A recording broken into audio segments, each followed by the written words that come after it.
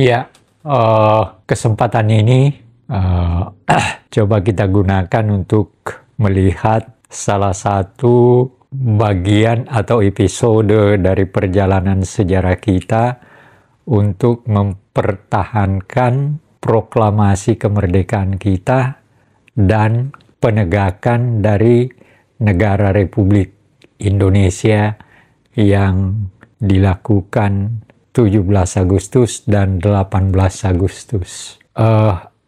Ya, kita tentu para yang melihat pembicaraan ini sudah tahu bahwa Belanda tidak rela melepaskan kita sebagai sebuah bangsa merdeka dan menegakkan negara merdeka. Nah, itu sebabnya mengapa ada periode yang dikenal dengan Perang Kemerdekaan. Dari 1945, setelah kita memproklamasikan dan menegakkan negara kita, sampai dengan 27 Desember 49, yaitu dengan Konferensi Meja Bundar. Jadi ada proses antara sekitar 4-5 tahun itu terjadi apa yang dikenal Perang Kemerdekaan.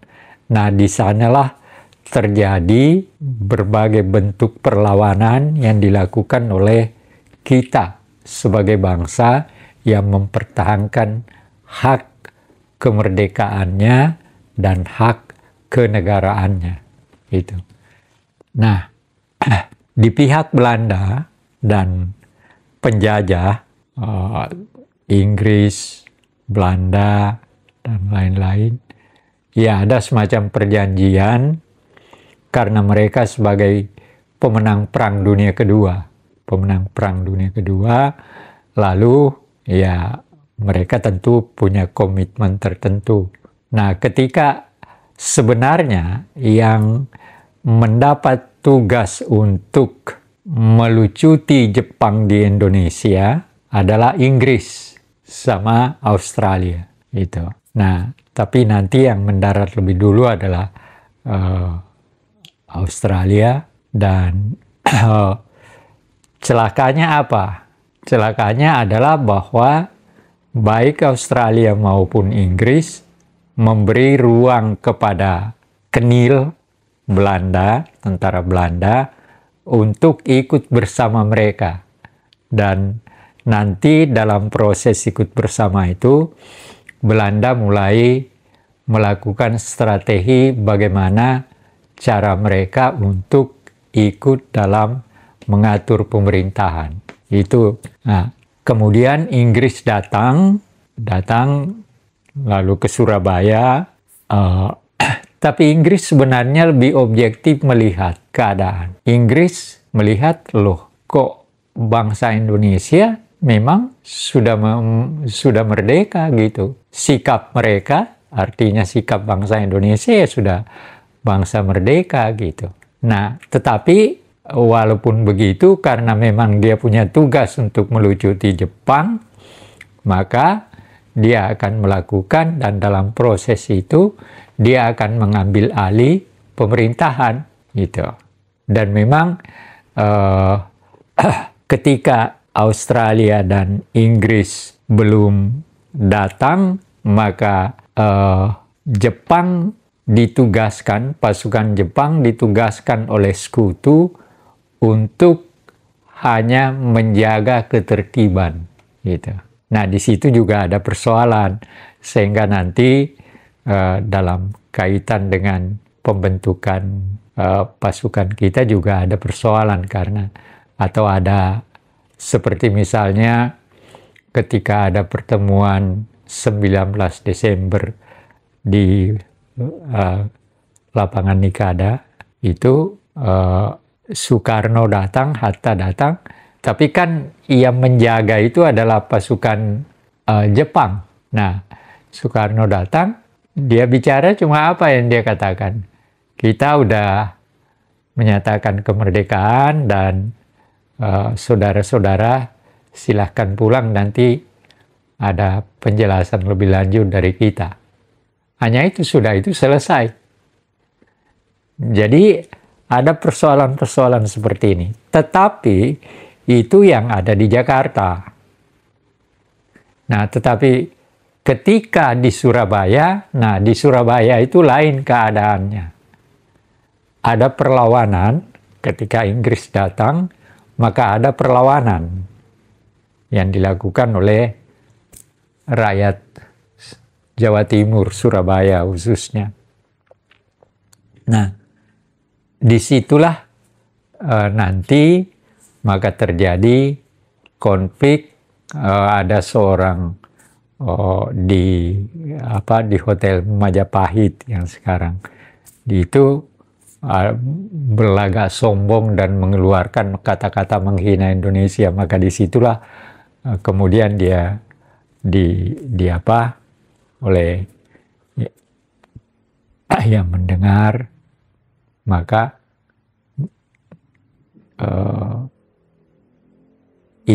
pasukan Inggris melakukan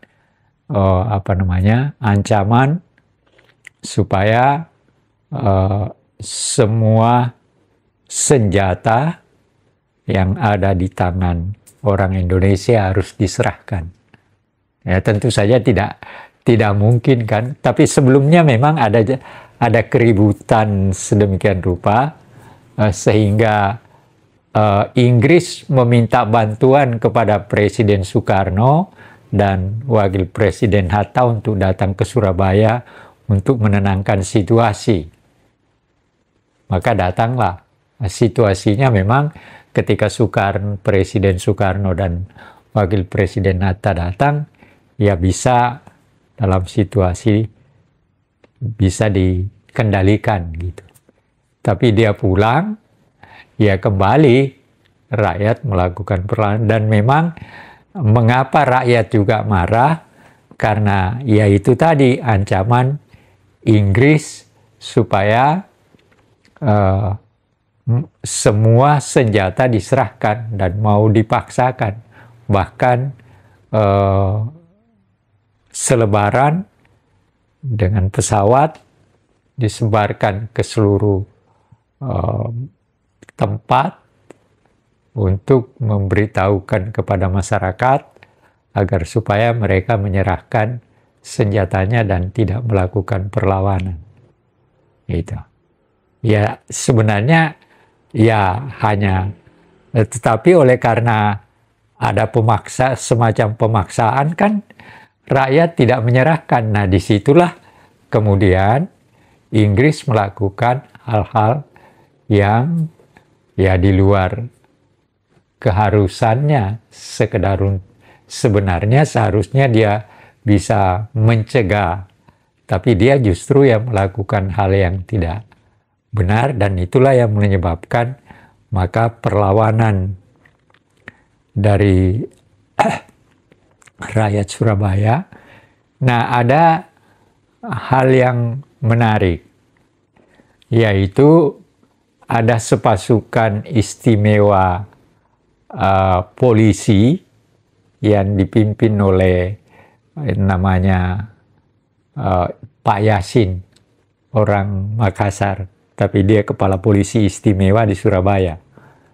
Nah, dia mengeluarkan pernyataan bahwa dia menjadi polisi negara Republik Indonesia pada tanggal 19 Agustus. Itu. Jadi 2 hari setelah itu dia mengeluarkan 19 atau 21 antara itu. Nah, itu yang mengatur perlawanan, termasuk salah seorang, dan itu ada pengakuan dari seorang pejuang juga, Haryo Kecik, itu yang mengatakan dalam salah satu bukunya, dia mengatakan bahwa kepala polisi istimewa Muhammad Yasin di Surabaya itu sangat berjasa dalam strategi melakukan perlawanan terhadap ancaman kolonialisme Inggris. Maka ya karena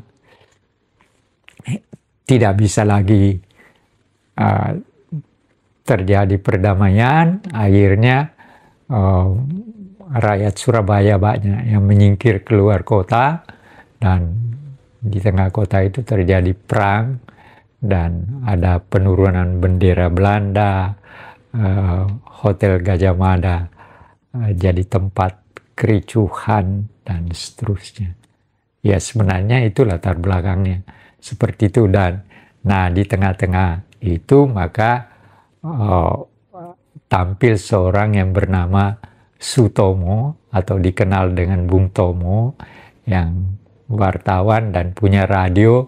Dan di tengah-tengah situasi itulah maka dia Allahu Akbar dan seterusnya untuk mempertahankan kemerdekaan, mengajak kepada masyarakat untuk mempertahankan kemerdekaan.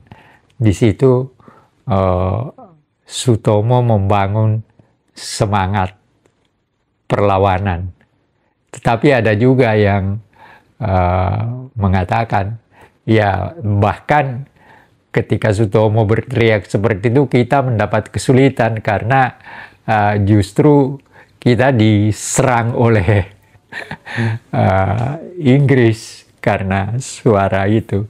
Tapi faktanya adalah bahwa memang apapun juga pandangan orang, Sutomo atau Bung To yang dikenal dengan Bung Tomo itu mempunyai jasa di dalam membangun semangat perlawanan dalam rangka yang nanti perlawanan yang melahirkan apa yang kita kenal dengan Hari Pahlawan tanggal 10 November itu.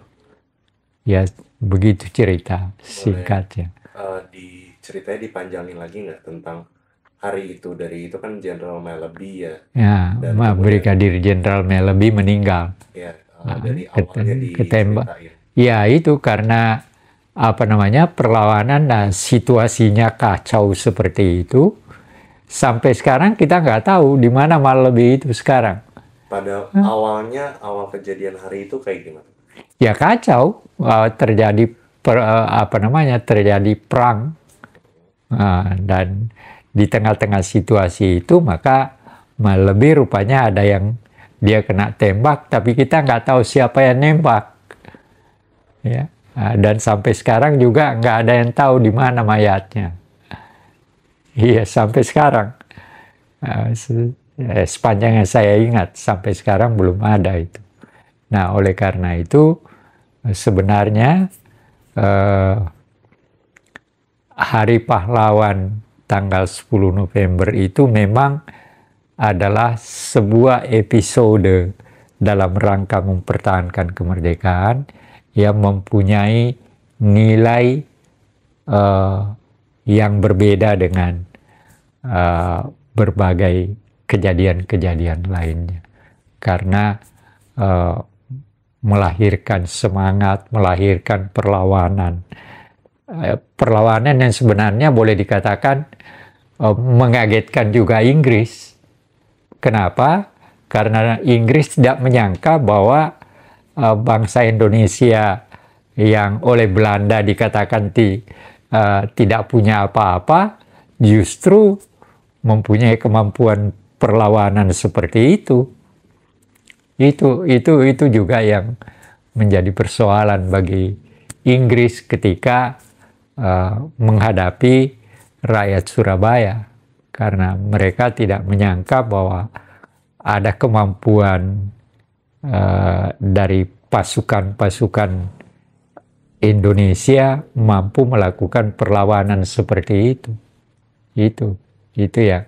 Nah, itu yang saya maksudkan bahwa memang 10 November itu adalah merupakan episode historis Indonesia dalam periode mempertahankan kemerdekaan bangsa dan penegakan negara republik adalah karena Inggris, kesalahan Inggris juga walaupun dia melihat kenyataan itu, dia buka jalan bagi orang Belanda untuk kembali menjajah. Jadi ada, ya biasa mungkin ya ada perjanjian antara penjajah, apalagi mereka merasa keluar sebagai pemenang dalam Perang Dunia Kedua, ya makanya tentara Belanda enak ikut di belakang, di berbagai tempat, termasuk di Surabaya,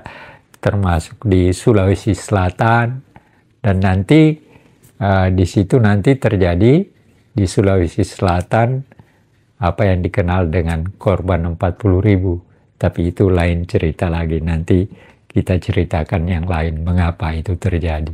Nah, itu kan awal dari agresi militer satu juga ya, dan kemudian Bukan awal. Kalau agresi militer itu yang melakukan adalah Belanda. ya Adalah Belanda, tidak ada kaitan dengan Inggris. cuma maksudnya kan itu yang membuat Belanda akhirnya juga bisa memberi ruang dan akhirnya melakukan Iya, agresi militer. iya. Nah, ruang itu diperoleh Belanda oleh karena Inggris dan Australia memang memberikan jalan untuk menyelundup bersama pasukan-pasukan mereka. Begitu. Jadi pasukan Inggris masuk, maka ada juga pasukan Belanda, Kenil. Ada pasukan Australia, mereka juga mendompleng di situ. Nah, itu nanti yang secara berangsur diberi ruang untuk mengambil dan mengatur pemerintahan. Begitu prosesnya. Sehingga nanti ada gubernur jenderalnya, Van Mook, dan sebagainya. Seakan-akan masih punya kuasa gitu. Itu yang di situ saya kira, tapi ya tidak bisa dikatakan kekeliruan lah. Mereka memang sebagai sama-sama kolonialis dan saling memberi jalan. Ya seperti itu yang terjadi. Nah, tadi kan baru singkat ya, cuma ini kakak pengen tahu beneran dari hari leading up ke Hari Pahlawan itu, jadi mungkin dari tanggal 9-nya atau misalkan di pagi harinya, kenapa bisa sekacau itu, apa yang memicu, dan kemudian sekacau apa? Kekacauannya itu bermula di Hotel Majapahit itu. Jadi ada seorang Belanda yang dengan angkuh berkata-kata menghina bangsa Indonesia dan sebagainya. Orang segi yang ada di situ marah. Akhirnya orang Belanda ini dikerjain gitu. Jadi hanya itu, dan kemudian keadaan ini berkembang menjadi pertentangannya meluas di seluruh Surabaya, dan dalam proses itu maka Inggris kemudian menyebarkan selebaran supaya rakyat Surabaya menyerahkan senjata mereka. Hanya sampai di situ. Jadi sebenarnya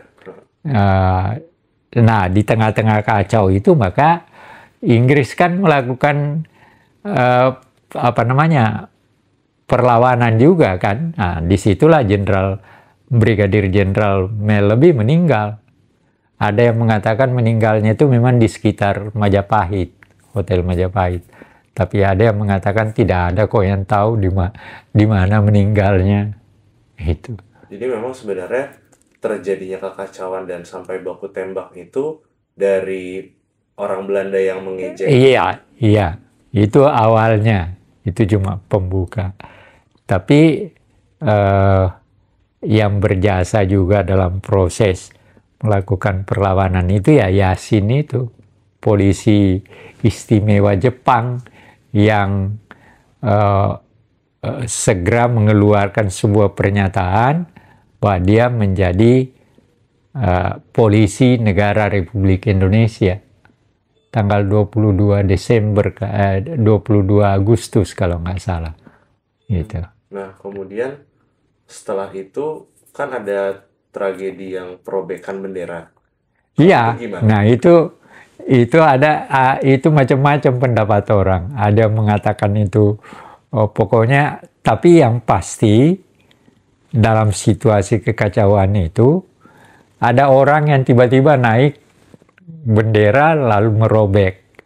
Nah, ada yang mengatakan itu orang Madura, ada yang mengatakan itu orang Bugis, segala macam. Tapi faktanya kita nggak tahu siapa orang itu. Nggak ada yang tahu sampai sekarang juga. Tapi faktanya bahwa orang itu naik ke tiang bendera itu dan merobek birunya dan menegakkan, tetap mempertahankan merah putih. Jadi yang dibuang hanya birunya, merah putihnya tetap naik sebagai bendera kebangsaan kita. Tapi itu kan sebenarnya memang kita udah merdeka. Kenapa masih ada bendera Belanda? Ya, mereka kan, iya kita sudah merdeka, tapi kan Belanda masih merasa dirinya berkuasa. Dan Dan masih ada pendukungnya juga pada. Nah, tapi di tengah-tengah situasi itu maka dalam keadaan kekacauan itu tiba-tiba ada seorang pemuda naik dan merobek birunya dan mempertahankan merah putih. Disaksikan banyak orang Iya, kekacauan, iya, tapi nggak ada yang tahu siapa. Siapa? Nggak ada sampai sekarang juga. Sama dengan Melody, matinya di mana, orang ini siapa nggak ada yang tahu juga. Padahal disaksikan banyak orang. Disaksikan banyak orang. Mungkin memang Itu mendeskripsikan sekacau itu mungkin. Ya, memang kacau sih. Kalau kacaunya memang ya dalam keadaan perang kan. Ya, bayangkan seorang brigadir jenderal nggak tahu siapa yang membunuh, padahal brigadir jenderal apalagi dalam kondisi sebagai salah seorang wakil komandan, ya pengawalnya pasti berlapis kan. Tapi ternyata juga mati dan tidak tahu siapa yang bunuh. Di mana mayatnya sampai sekarang.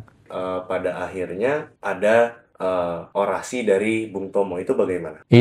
Bung Tomo itu sebenarnya berpindah-pindah juga. Dan selalu bawa radionya itu dengan Allahu Akbar, lawan rakyat, atau mempertahankan kemerdekaan dan sebagainya. Yang paling dikenang orang itu adalah Allahu Akbarnya itu. Itu yang paling dikenang orang. Tapi ada juga yang pernah bercerita pada saya di Depsos, orang dari Surabaya. Ya kita juga susah tuh dengan Bung Tomo. Kalau dia sudah teriak ini, kita yang menjadi sasaran. Ya kan, kalau berdekatan dengan Bung Tomo kan pindah-pindah bawa radionya itu dan teriak Allahu Akbar, segala macam, lawan dan sebagainya. Nah, pada saat yang bersamaan kan kedengaran tuh. Nah, yang diserang adalah pasukan-pasukan tertentu yang ada di sekitar tempatnya Bung Tomo itu. Justru memicu. Iya. Tapi kalau misalkan kenapa di 10 November itu Bung Tomo akhirnya melakukan orasi dan dikenang? Iya, karena dia sebagai seorang wartawan dan pejuang melihat kondisi seperti itu, maka semangat perlawanan itu yang mau dibangun.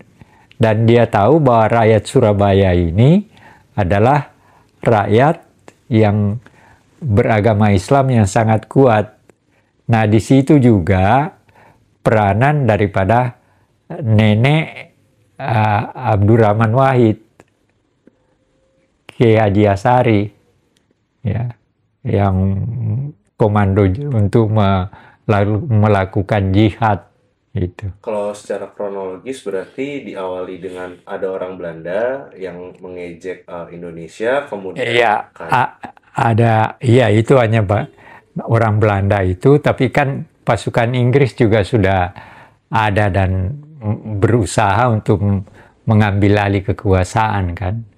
Nah tapi kan dia mengalami kesulitan karena rakyat Surabaya itu tidak dengan gampang bisa akhirnya ada kekacauan kan. Bung Karno, Bung Hatta diminta datang oleh Inggris kan. Datang, kekacauannya bisa direda, tapi begitu pergi maka terjadi berbagai peristiwa.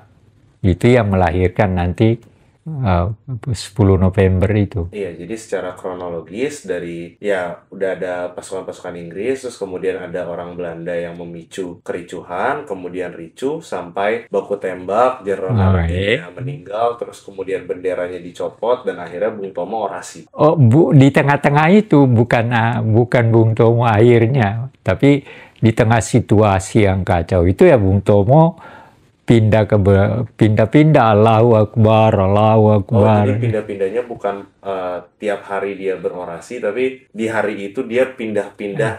Dia pindah ke ya sesuai dengan keadaan situasi yang dia tahu di mana harusnya berpindah dan sebagainya. Tapi kalau kita bicara tentang sosok Bung Tomo, itu seperti apa? Bung Tomo ya wartawan, sebenarnya boleh dikatakan pejuang memang, wartawan juga. Nah, begitu ada situasi seperti itu, dia mengambil suatu keputusan dengan tetap menggunakan kemampuan kewartawanannya, tetapi dengan lewat radio.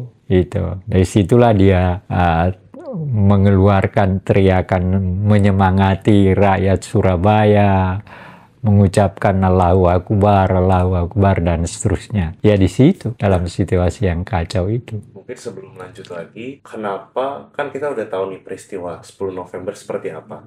Tapi kenapa di berbagai banyak peristiwa itu yang dikatakan sebagai Hari Pahlawan, dan kenapa Bung Tomo sebagai istilahnya tokoh utamanya? Iya, kalau penentuan Hari Pahlawan itu kan pemerintah. Iya, tapi kenapa? Ya karena memang yang saya katakan tadi, 10 November itu mempunyai peristiwa 10 November itu mempunyai sifatnya yang khas dibanding dengan yang daerah lain.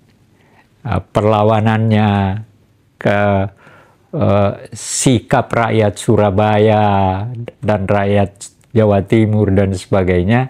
Nah, itu yang dilihat oleh pemerintah juga untuk kepentingan semangat, maka 10 November itu dijadikan sebagai Hari Pahlawan. Ya, maksudnya dari berbagai, kan maksudnya kita kalau bicara hari mengenang pahlawan itu kan progresinya dari, ya bisa dikatakan dari 1908 atau 1928. Enggak, ini lihat dalam kerangka mempertahankan kemerdekaan.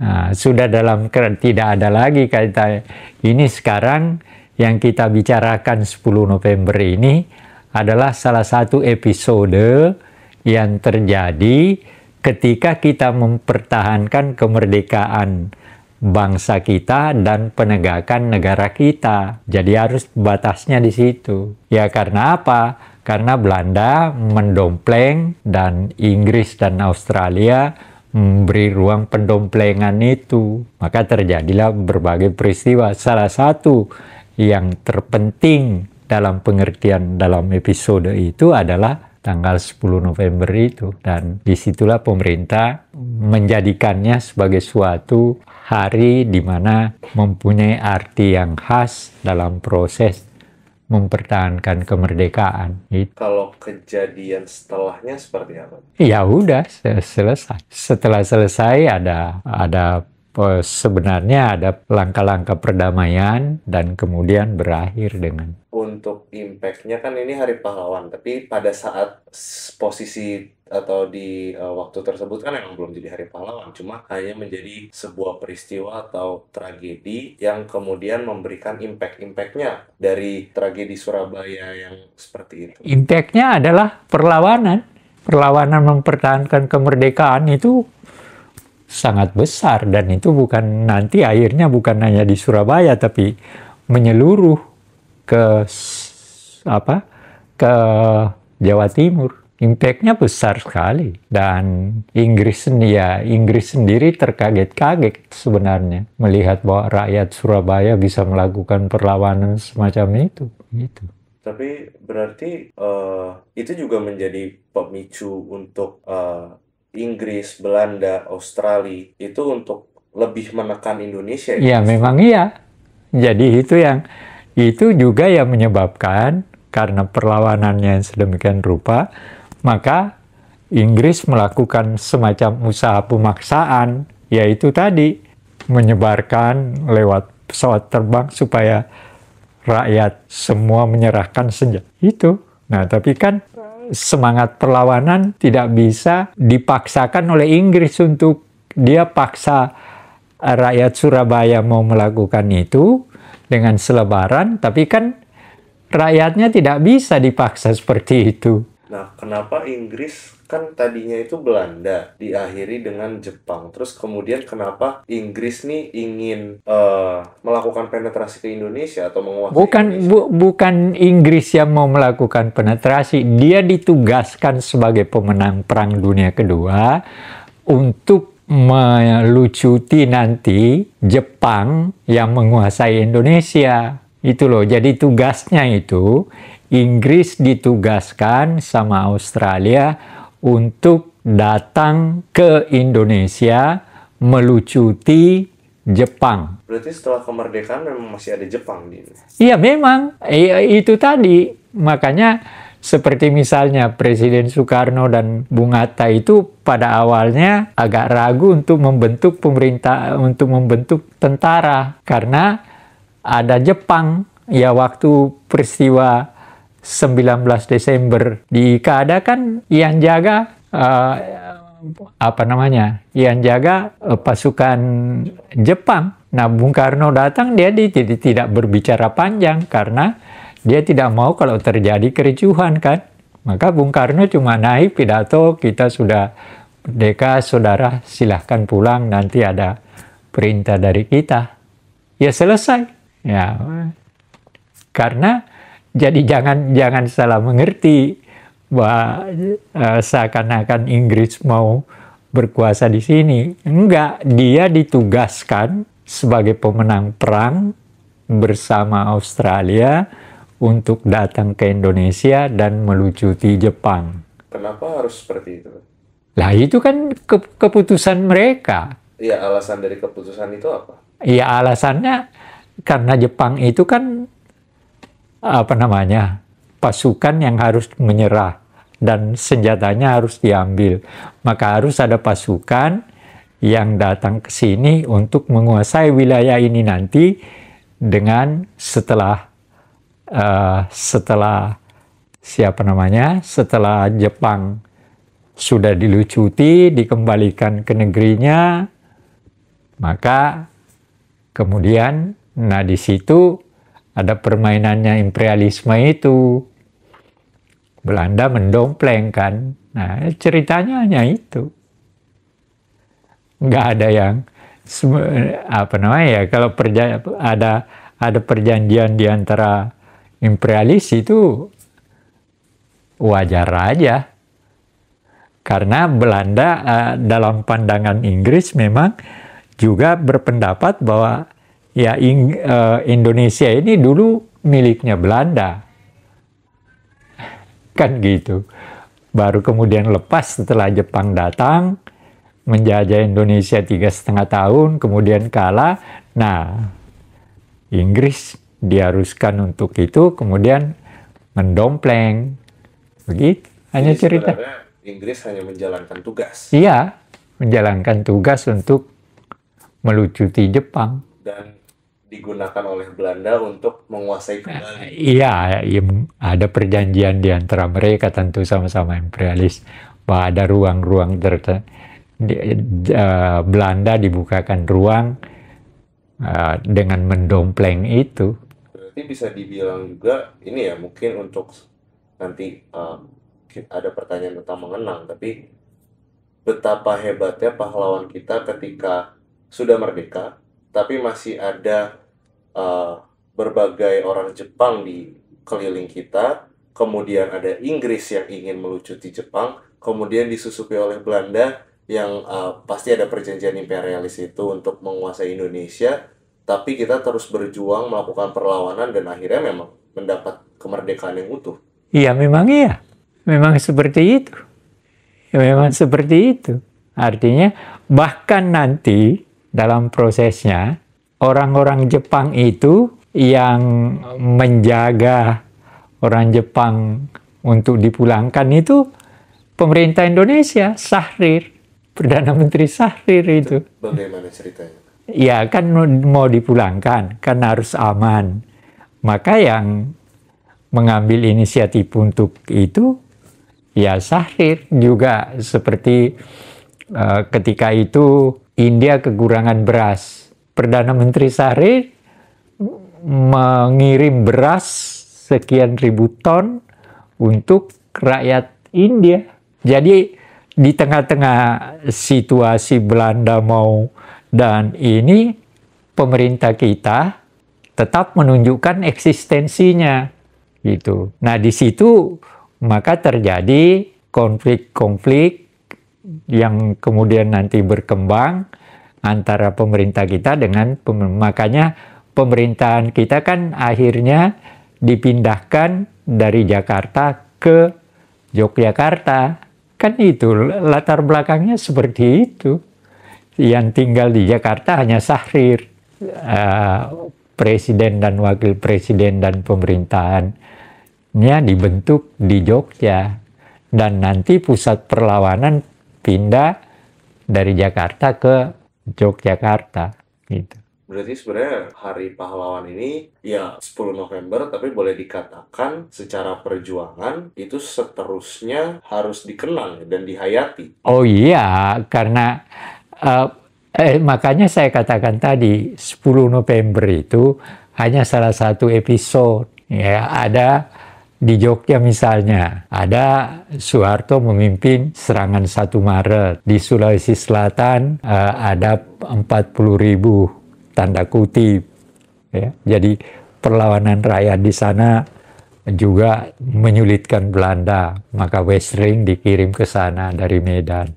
Ya kayak gitu. Jadi cuma pemerintah menjadikan untuk kepentingan perlawanan dan kenangan historis kita sebagai pejuang mempertahankan kemerdekaan, maka peristiwa 10 November dijadikan sebagai Hari Pahlawan. Mungkin boleh diceritakan lebih lanjut dari Hari Pahlawan dan perlawanannya itu, kisah-kisah menarik lainnya mungkin selain Surabaya, atau kayak tadi Syahrir yang mengamankan Jepang itu bagaimana kisahnya? Ya, sebagai Perdana Menteri, lalu kemudian pasukan Jepang sudah harus dipulangkan, maka Syahrir sebagai Perdana Menteri Indonesia mengambil peranan agar supaya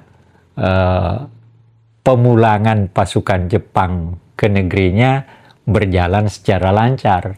Tanpa ada intervensi dari Inggris atau Belanda. Ya, Inggris tetap punya peranan. Tapi Syahrir juga mengambil peranan supaya aman. Kan itu.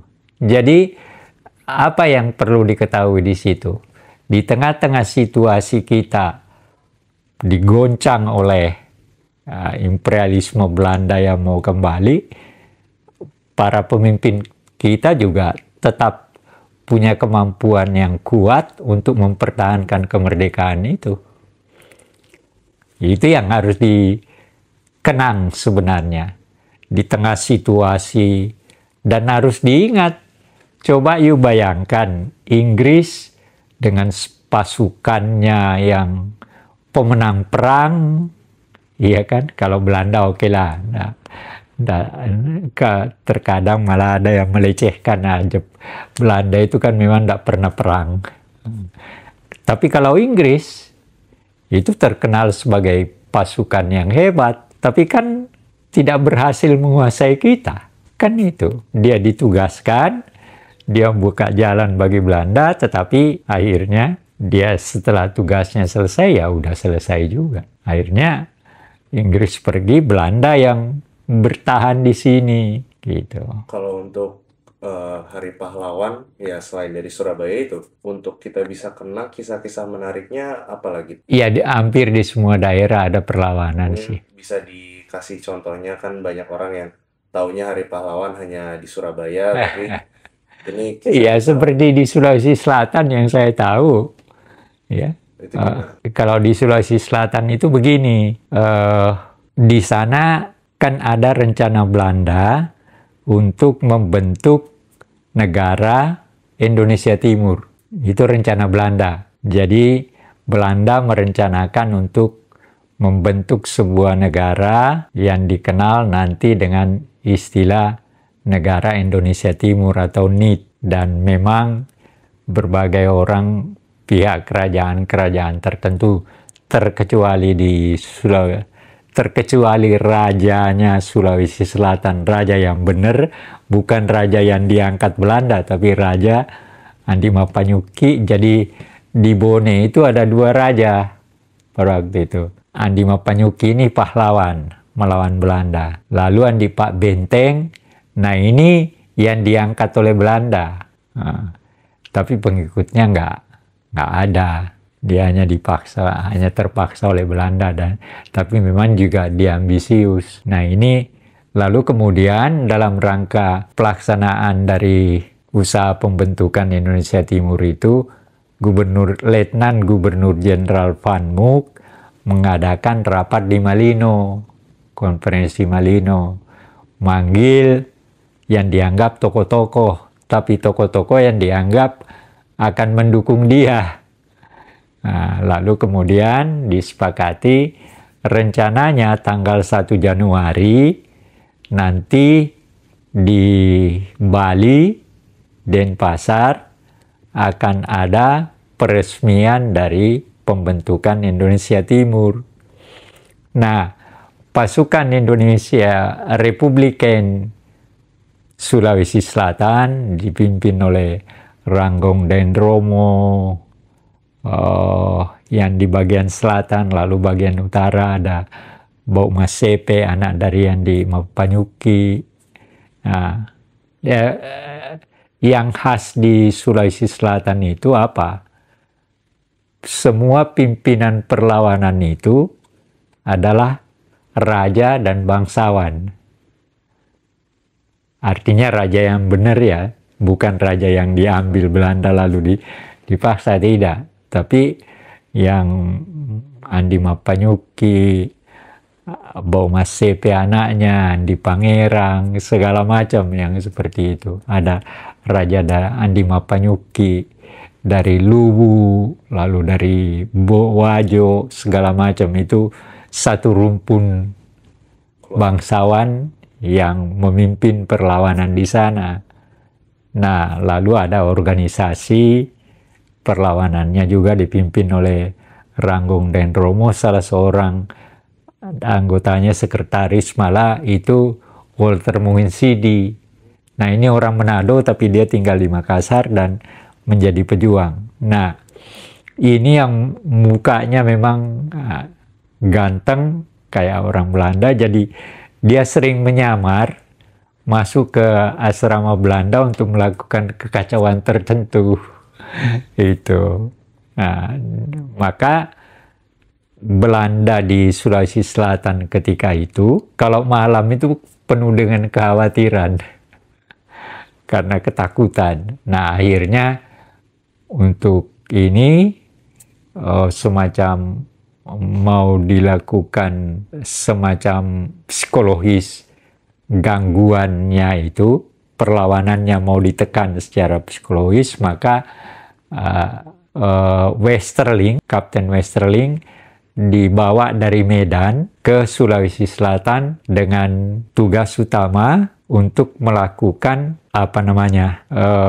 tekanan psikologis kepada rakyat Sulawesi Selatan. Ya, antara lain ya dengan melakukan, sebenarnya pasukannya nggak banyak, cuma lebih dari 100, tapi terdiri ada Ambon, ada Manado, dan sebagainya. Nah, tapi dia menyebar dari Sulawesi, dari Makassar di atas, dari selatan ke utara. Nah, memang dia kumpulkan, misalnya yang dicari itu orang-orang yang dianggap sebagai pemimpin. Seperti dia kumpulkan satu desa, bisa ratusan orang. Nah, dicari mana Andi Sele, mana Andi Matalata. Kalian tahu di mana? Tapi lubang sudah dibangun, digali, dan orang-orang sudah berada di sekitar lubang itu. Nah, kalau sudah bertanya tidak ada yang jawab, tembak, jatuh. Nah, jadi dalam satu kuburan itu bisa sampai 50-60 orang. Seperti cerita kakak sepupu saya, ayah saya itu bersama anaknya namanya Andi Mandu, diambil dari penjara, rencananya dibawa ke Supa untuk ditembak, itu naik mobil dari Parepare, lalu di mobil aja dia dipukulin. Begitu dia sudah sampai di tempat itu, di situ sudah berkumpul sekitar 30-an orang. Begitu ayah saya turun dan anaknya, Andi Mandu, ya dia ditembak bersama. Sudah tergali. Itu di Supa.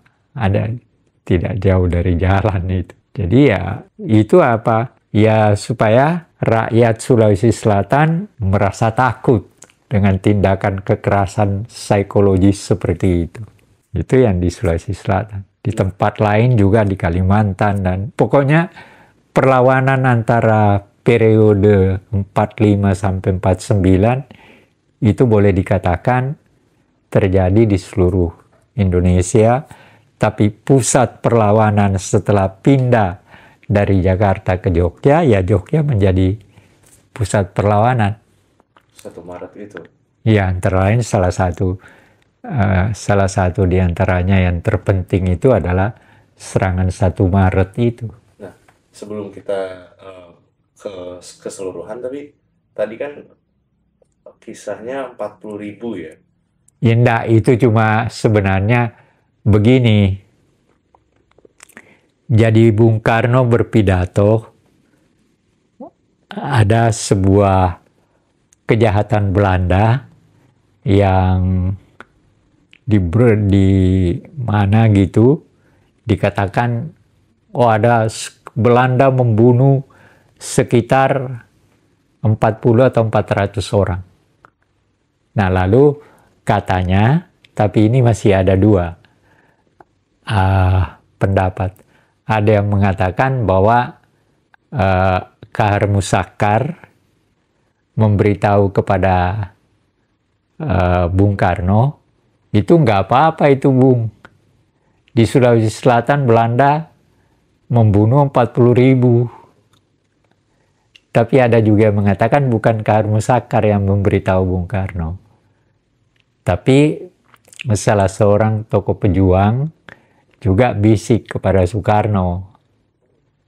Nah, akhirnya, tapi kemudian di surat kabar itulah yang keluar 40.000 itu, sehingga saya kan pernah melakukan penelitian disertasi saya itu. Ya saya juga tidak percaya kalau jumlahnya sampai 4. Tapi kalau sekitar 10 ribuan itu ada. Karena apa? Dari selatan, dari ujung Makassar sampai ke Mamuju yang sekarang menjadi ibu kota itu, dan di Majene itu hampir semua desa disinggahi oleh pasukan Westerling untuk mencari tokoh-tokoh yang dianggap sebagai pemimpin pejuang ketika itu. Jadi kalau sekitar 10 ribuan memang ada. Dan itu kan banyak banget, dan kemudian ketika at least 10.000 orang yang dilakukan ya tekanan psikologis itu, tapi dibunuh gitu kan, Iya. merenggut nyawa, itu bagaimana perjuangannya sampai akhirnya Westerling ditarik atau Belanda akhirnya Westerling ini malah melakukan kejahatan juga di Bandung. Jadi Westerling, tapi akhirnya nanti ada apa, perjalanan diselundupkan lalu lewat Singapura lepas ke Belanda. Tapi di Belanda itu ya pemabuk, akhirnya katanya meninggal tidak wajar. Tapi di Belanda dianggap sebagai pahlawan ya? Iya, ada yang menganggap pahlawan, ada juga yang marah. Nggak sepenuhnya juga. Salim Said pernah cerita pada saya bahwa dia pernah ketemu dengan Westerling ketika dia ke negeri Belanda. Saya memang sengaja nggak mau ketemu waktu saya di sana. Tapi Salim Said cerita pada saya, memang Westerling itu orangnya serem. Iya, pada waktu itu saya, tapi pemabuk. Padahal orang Turki ya? Hah? Asli Turki. Ada turunan Turki, Iya. tapi dan dia ya memang kejam, memang salah satu sebagai tentara memang dilatih untuk menjadi teroris. Jadi sebenarnya dia datang ke Sulawesi Selatan itu untuk menteror rakyat Sulawesi Selatan. Nah, di Sulawesi Selatan itu bagaimana bisa akhirnya mengakhiri teror tersebut? Ya karena Westerlingnya pergi, diambil di tapi nanti dia di Bandung dia melakukan kejahatan lagi. Nah, tapi secara keseluruhan kan akhirnya teror-teror tersebut hilang dan karena perjuangan dari pahlawan-pahlawan kita. Iya, dan itu berakhir dengan konferensi meja bundar. Nah. Jadi Bung Karno ditangkap, Bung Hatta ditangkap, malah dalam bukunya Bung Hatta itu dia cerita bahwa dia ketika ditangkap dia dikerangkeng. Jahatnya Belanda, tapi akhirnya lewat diplomasi juga. Nah, di situ peranan Amerika. Nah, berarti dari semua itu Hari Pahlawan di Surabaya sampai akhirnya terus melakukan perjuangan pahlawan kita hingga akhirnya sepenuhnya diakui. Bagaimana kita mengenang Hari Pahlawan? Ya, kita kenang ya seperti yang kita ceritakan sekarang. Ini kan kita mengenang dia, mengenang peristiwa 10 November itu. Di berbagai tempat besok juga akan ada.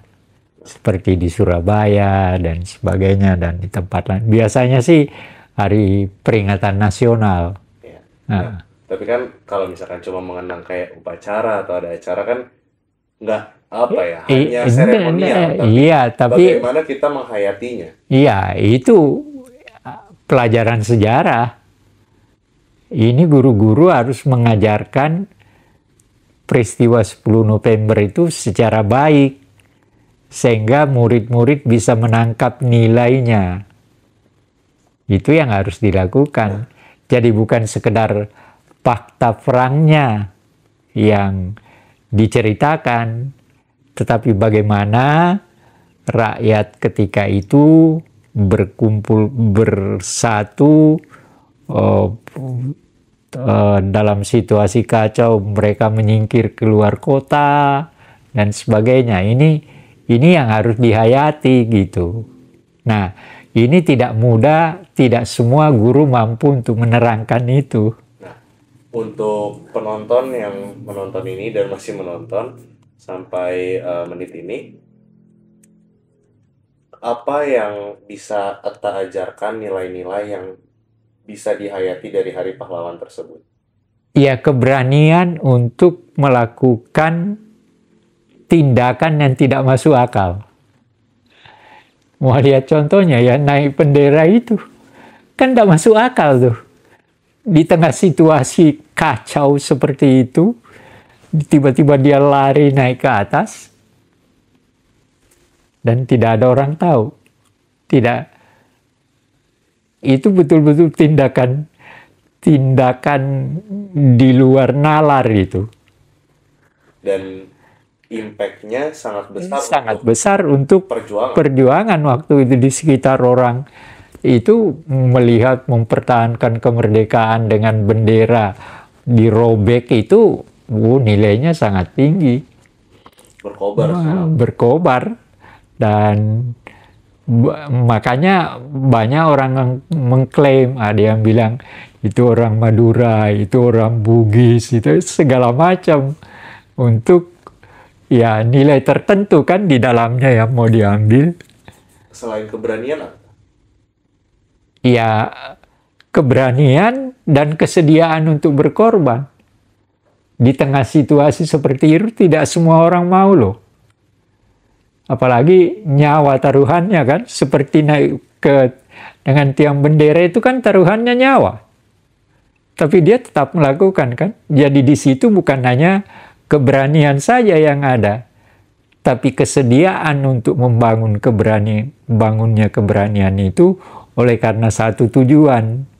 Apa? Kemerdekaan. Nah, itu kan hayatan terhadap peristiwa tersebut. Tapi untuk saat ini, di masa-masa Indonesia sekarang, di 2025 akhir, mau ke 2026, apa nilai-nilai yang bisa diambil untuk masa depan Indonesia?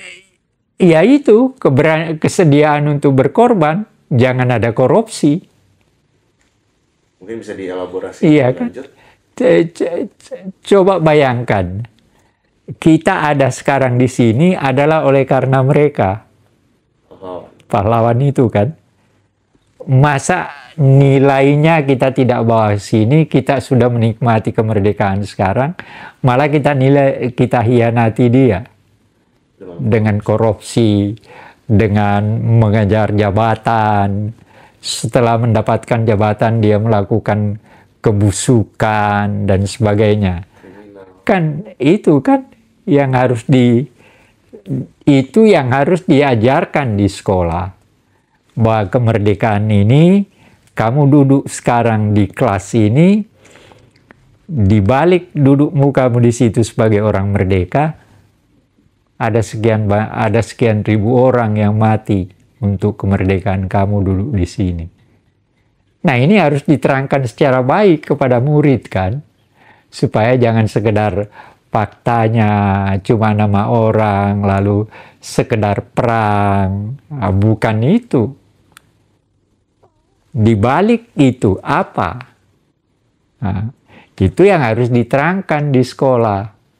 Itu yang harus kalau kita membaca buku tentang hal itu, yang harus diambil bukan sekedar kalimat-kalimat indah itu, tapi nilai apa yang bisa kita tangkap dari situ. Ya seperti sekarang ketika saya ketika saya masih pejabat, setiap kali saya oh iya ya, saya duduk di sini karena banyak orang yang menjadi korban. Tapi saya sekarang duduk secara enak dan makan dengan enak.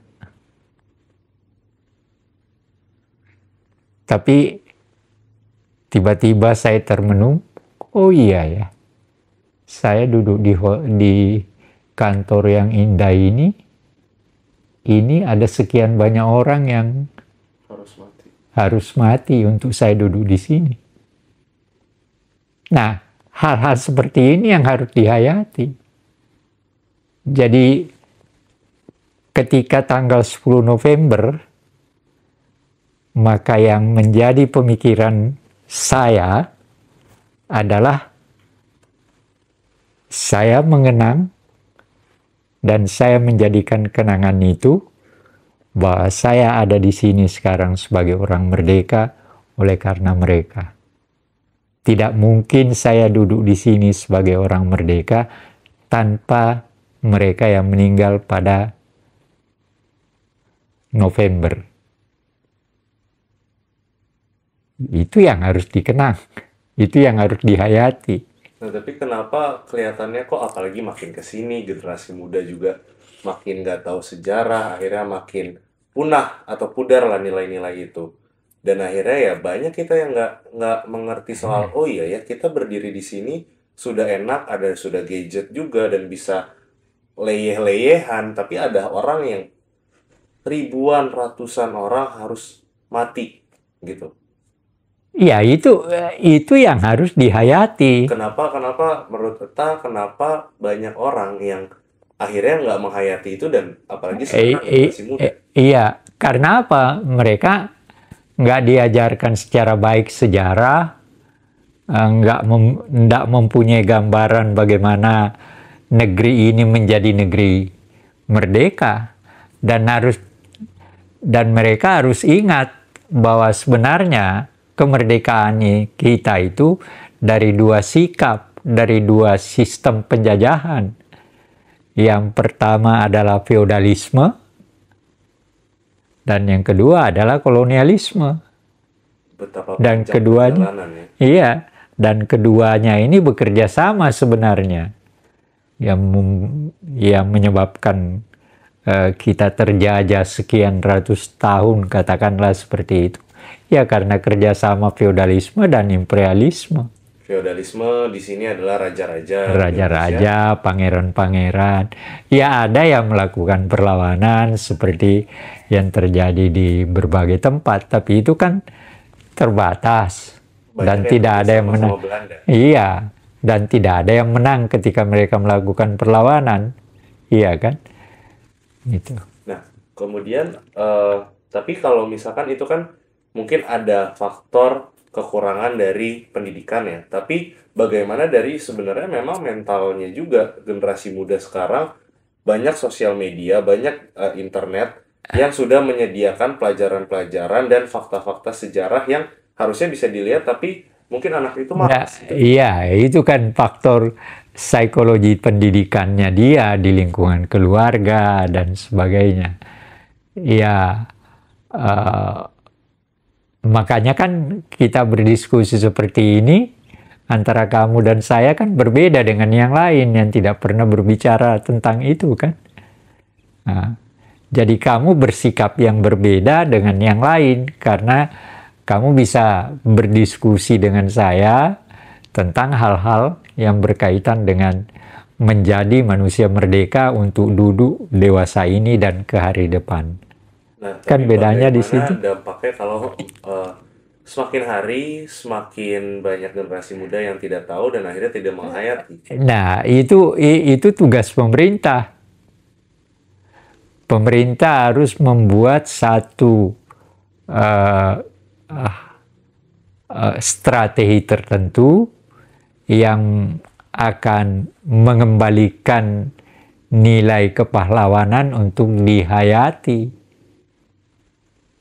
Ya, jangan cuma mengatakan bahwa kita harus menghargai pemimpin, jangan tidak perlu cari kesalahan dan sebagainya. Bukan itu. Yang penting dipikirkan adalah bagaimana proses kita menjadi manusia merdeka dengan berbagai korban yang ada. Itu yang harus. Dan bagaimana menggambarkannya? Nah, di situ pentingnya guru sejarah yang pandai bercerita. Dan bukan sekedar bercerita, tapi dia mampu memberikan nilai. Ceritanya itu mengandung nilai yang dapat ditangkap oleh anak-anak. Nah, ini sebelum terakhir. Jadi, tadi kan udah ada keberanian dan kesediaan. Tapi menurut kakak, ada satu lagi yaitu resilience atau kemampuan untuk bangkit, mental untuk bangkit, di mana kita sudah terlalu disupres, banyak ya at least 10.000 orang meninggal di Sulawesi, terus banyak kejadian di berbagai semua daerah, tapi kita mampu akhirnya dari tahun 45 sampai 49 perjalanan panjang dan akhirnya mampu bangkit untuk melawan dan diakui kemerdekaannya itu bagaimana? Nah, itu pentingnya keteguhan dari pemimpin. Kalau Soekarno dan Hatta, Syahrir, dan pemimpin-pemimpin yang bersama dia tidak punya keteguhan, belum tentu kita bisa, belum tentu Belanda dan Amerika bisa memproses untuk kemudian sampai di meja bundar. Di situ yang penting. Tapi keteguhannya itu, coba yuk bayangkan, ada cerita begini. Jadi Pak Kasimo itu ketika itu sudah berumur ya sekitar 60-an atau 7, ya kurang lah. Nah, lalu dia kan harus pergi. Dia pergi salah jalan. Coba yuk bayangkan, seorang tua yang mau menuju ke suatu tujuan, lalu salah jalan. Tapi akhirnya ada yang mengambilnya. Ya artinya, kalau Bung Karno ketika itu kan boleh dikatakan masih muda. masih 40-an tahun. Hatta juga dan sebagainya. Ada yang lebih tua ya seperti Pak Kasimo. Ada cerita yang ceritakan itu Simatupang di dalam bukunya Laporan dari Banaran. Itu demi perjuangan ya. Iya demi iya. Itu yang cerita Simatupang, Letnan Mayor Jenderal Simatupang yang waktu itu berkedudukan sebagai Kepala Staf Angkatan Perang. Nah, Banaran itu nama desa tempat dia. Nah, dia menulis catatan perjuangannya, antara lain diceritakan itu. Nah, berarti kalau tadi udah mungkin penghayatan dari masyarakat dan mungkin guru dan murid ya. Berarti kita menemukan lagi adanya keteguhan seorang pemimpin. Oh iya. Nah, iya. Jadi apa pesan Atta untuk pemimpin-pemimpin pejabat kita saat ini di luar sana dan jika ada yang menonton untuk mengenang pahlawan dan mengambil nilai-nilainya itu seperti apa? Ya itu. Mereka harus sadar bahwa dia duduk di tempatnya sekarang. Itu berapa banyak orang yang korban. Prabowo jadi presiden, berapa banyak keluarganya yang Subianto itu paman dia yang berjuang dan meninggal dalam satu pertempuran saat perjuangan kemerdekaan tahun 45. Jadi dia tidak ngambil, keluarganya tidak memberikan namanya Sumitro, tapi Subianto nama pamannya itu yang pejuang. Dan memang keluarga pejuang yang namanya keluarga Prabowo itu pejuang memang. Ketua pertama DPA neneknya dia. Sumitro berkali-kali menteri, tapi konflik dengan Bung Karno akhirnya dia pergi ke luar negeri. Makanya Prabowo itu 8 tahunan di luar negeri. Makanya bahasa Inggrisnya bagus. Jadi untuk seluruh pejabat in general, pesan dan mungkin nasihat yang bisa Atta berikan secara lengkap itu bagaimana? Ya tidak perlu diberi nasihat. Dia kan harus sudah tahu bahwa negeri ini merdeka oleh karena suatu perjuangan panjang. Dengan keberanian, dengan kejujuran, dengan ketabahan, dengan keinsafan untuk membangun masa depan yang lebih baik. Ya itu. Jadi dia duduk di kursinya sekarang, itu yang harus dipikirkan oleh mereka, itu yang harus dihayati oleh mereka. Bahwa dia duduk di kursi yang empuk ini sekarang, itu bukan sesuatu yang gampang untuk duduk di situ seperti yang dia peroleh sekarang. Tapi di balik itu ada berapa banyak orang yang jadi korban. Ada berapa banyak, bagaimana membangun keberanian, ketabahan sehingga dia bisa duduk di sini. Nah, kalau misalkan kan kita lihat sebenarnya berarti banyak yang belum mengerti dari korupsi. Kemarin Gubernur Riau juga baru ketangkap lagi. Terus kemudian kriminalitas dan segala macam yang dilakukan oleh pejabat-pejabat kita artinya kan belum mengerti. Nah, bagi yang belum mengerti itu menurut Atta dan apakah boleh dikasih pesan dan nasihat itu bagaimana? Ya sebenarnya tidak perlu diberi nasihat. Dalam arti kata kalau dia orang berpendidikan. Tapi kan maksudnya ini yang buat pejabat-pejabat yang sudah ketangkap dan yang belum yang melakukan hal-hal yang tidak baik. Gitu, ya sebenarnya sederhana. Yang sering saya katakan kepada kamu apa? Pemimpin itu adalah orang yang mampu melampaui diri. Kan persoalannya itu. Ya, pemimpin yang ketangkap korupsi itu kan tidak melampaui diri. Dia coba mikirkan dirinya. Nah coba lihat Soekarno dan Hatta. Soekarno itu insinyur. Hatta itu dokter ekonomi. Syahrir itu Fakultas Hukum. Walaupun nggak tamat tapi cerdas. Dan kalau mereka mau bekerja sama Belanda, belum tentu kita merdeka sekarang kan? Kenapa?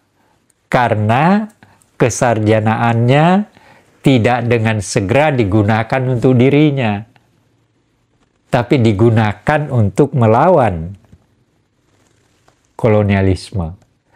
Dari mana buktinya? Tulisannya.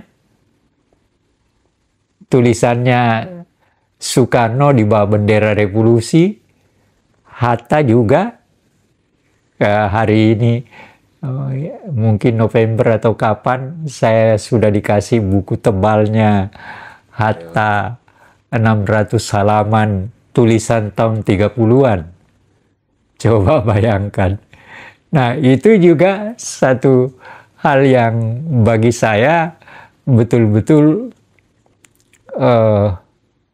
bukan mengherankan ya, tapi bertanya bagaimana kedua orang ini di tengah situasi yang terjepit, dia mampu menuangkan pikirannya sedemikian baik. Coba yuk bayangkan, kapan Soekarno membaca dan menulis pembelaannya Indonesia menggugat. Yang sekian tebal, dengan kutipan dari berbagai ahli, dengan buku yang dibaca sedemikian rupa. Kapan? Padahal dia di penjara loh. Kapan? Sama dengan ketika Hatta juga diadili di negeri Belanda. Dia mempunyai pembelaan yang begitu bagus. Saya cuma pikir, ini orang dari mana? Bahkan Tan Malaka juga ketika berpergian kemana-mana masih bisa menghasilkan banyak. Iya, artinya itu apa artinya? Menunjukkan bahwa mereka adalah orang-orang yang betul-betul berkarya. Dan berkarya bukan untuk dirinya, tapi untuk kepentingan bangsanya. Nah, contohnya kalau dia sebagai sarjana, Soekarno dan Hatta kerja sama Belanda, selesai kan? Dapat gaji, dapat rumah, dapat segala macam. Tapi kenapa dia memilih keluar masuk penjara? Walaupun pada akhirnya dia jadi presiden, jadi wakil presiden. Tapi kan itu menunjukkan bahwa untuk mendapatkan sesuatu, diperlukan sesuatu pengorbanan yang tidak kecil. Diperlukan keberanian untuk melawan diri sendiri. Itu yang nggak ada sekarang. Soekarno dan Hatta itu kan melawan dirinya sendiri sebagai seorang sarjana. Ya, ngapain dia sekolah sekian tahun menjadi insinyur, menjadi dokter andes ekonomi berapa tahun? Kenapa tidak langsung dapat pergi melamar dan diberi tempat? Di situ pergumulan dia dengan dirinya sendiri. Dan dia mengalahkan dirinya untuk kepentingan orang lain. Nah, itu yang nggak ada sekarang itu coba bisa dijelaskan nggak, atau bisa di... Iya, karena apa? Orang sudah sekarang di zaman kemerdekaan, kita sudah merdeka, kita sudah seakan-akan memiliki semua, sehingga mereka yang sudah menjabat sudah merasa ya memang hak saya sebagai pejabat, ya udah saya terima sebagai menteri 185 juta per bulan. Hanya itu yang dia pikir. Tidak ada kan? Nah, tetapi andai kata dia menghayati kemerdekaan itu sebagai seorang pemimpin yang mampu melampaui diri, maka kemungkinan gaji yang dia terima per bulan itu diberikan ke orang lain yang lebih membutuhkan. Tapi kan kita tidak tahu.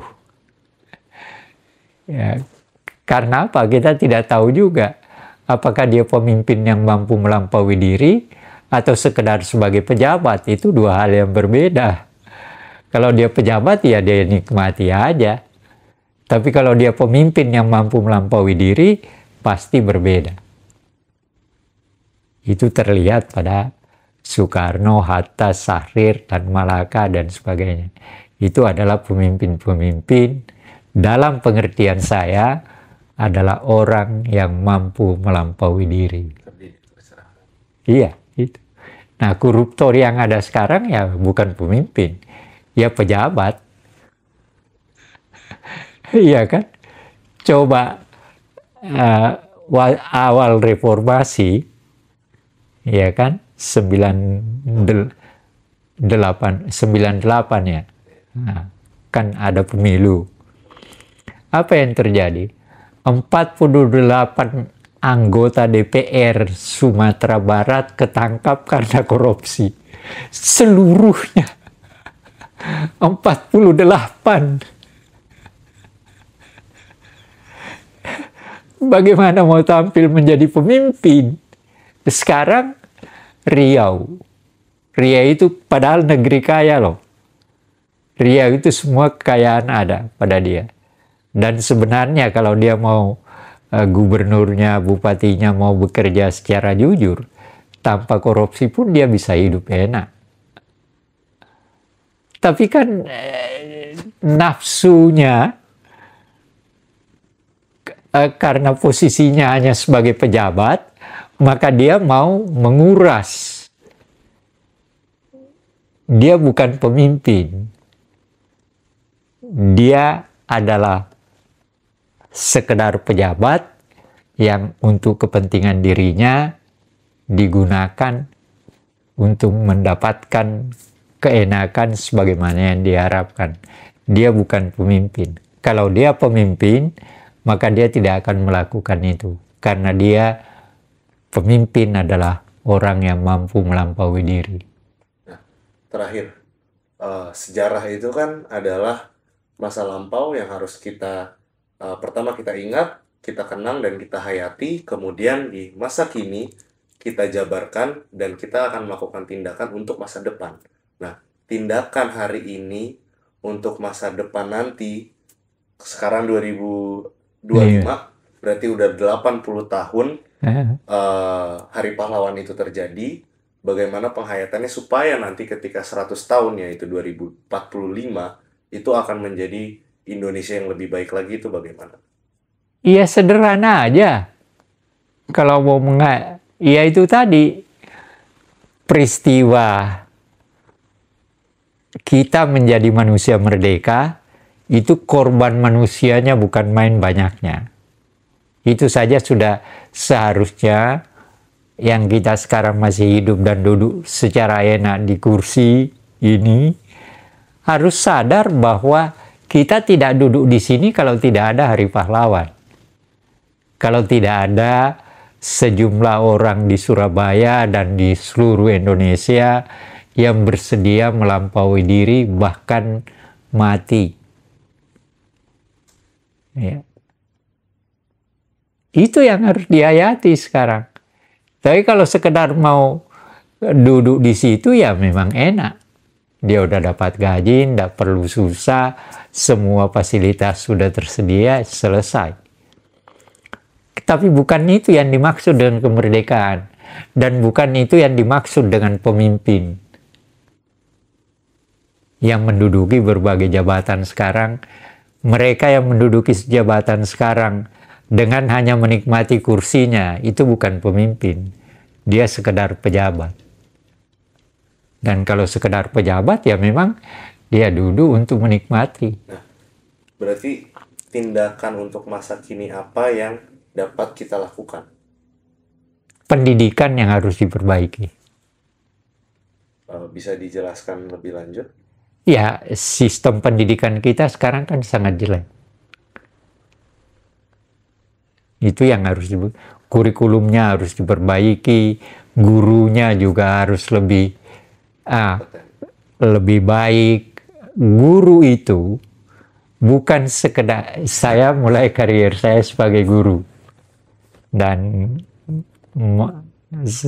ada di Lampung Tengah Itu saya pernah mendirikan STM Persiapan Negeri dan itu dikembangkan mereka sekarang menjadi STM Pertanian yang sangat besar. Bangga juga dan berterima kasih saya pada mereka. Tapi saya yang memulai. Nah, guru itu bukan sekedar datang ke kelas dan kemudian mengajar. Tapi lebih dari itu. Guru itu memberikan nilai. Jadi saya mengajar sejarah bukan sekedar memberikan fakta. Ada perang ini, ada perang itu, perang ini, perang itu. Tapi di balik semua peristiwa itu, ada nilai yang harus saya jelaskan kepada murid saya, dan itulah yang terutama. Bukan pada faktor perang Diponegoronya yang perlu. Bukan pada peristiwa 10 Novembernya yang penting. Melainkan nilai di balik itu yang harus dijelaskan. Nah, kalau itu nggak nyampe ya, jadi misalnya sebagai satu contoh, kamu tadi menyebut bahwa kita akan 100 tahun. Kita tidak akan sampai 100 tahun kalau pemimpinnya hanya berposisi sebagai pejabat. Tapi pemimpin yang duduk di dalam jabatan itu harusnya berkata pada dirinya bahwa dia adalah pemimpin yang duduk di sini dan bukan untuk dirinya, melainkan untuk orang lain. Ini artinya apa? Pemimpin adalah orang yang mampu melampaui diri. Sedangkan kalau dia sekedar pejabat, dia justru adalah penguras daripada apa yang seharusnya tidak boleh diambil. Ya itu, kalau saya berpendapat seperti itu. Oke, terakhir closing statement untuk penonton yang masih nonton sampai akhir ini terkait Hari Pahlawan dan semua yang sudah kita bahas tadi apa? Iya, mari kita kenang 10 November sebagai salah satu episode yang menyebabkan kita berada sekarang sebagai bangsa merdeka yang menegakkan sebuah republik merdeka. Itu.